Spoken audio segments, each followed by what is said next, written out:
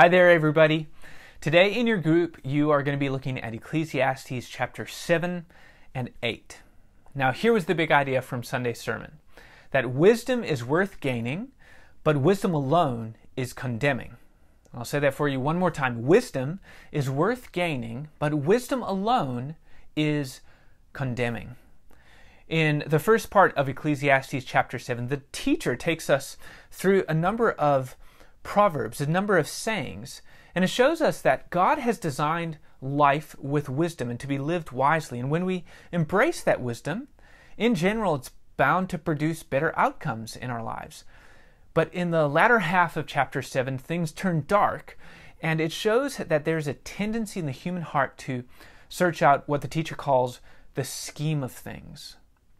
This means that there's a tendency in the human heart to ascend beyond just wisdom and to understand all of life, to, in a way, ascend to God's perspective and comprehend everything, things outside of our jurisdiction, things that only God, can comprehend in the way that He's set in place. And the teacher tells us in no uncertain terms that when he endeavored to search out the scheme of things, and when any human endeavors to search out the scheme of things, it will be like chasing the wind. It will be hevel.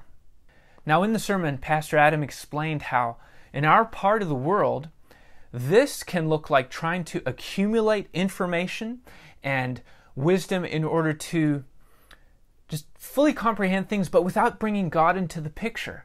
That if I gain enough information that I'll be able to find, peace, or I'll be able to really grasp all of life, but how that alone produces anxiety and a lack of peace. What we need to do, and what the teacher points to, he doesn't expressly say it, but what it points to is the fact that we need relationship with the only wise one, the truly wise one, God Himself.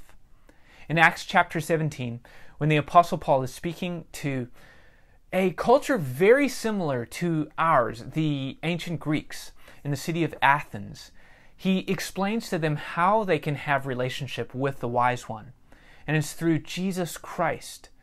That through faith in Jesus, we repent of our ways of trying to search out the scheme of things, and we can gain a relationship and then walk in that relationship with the truly wise one, God Himself. When we do that, life will not be a chasing after the wind, but it will be walked out in relationship with God. Have a great discussion.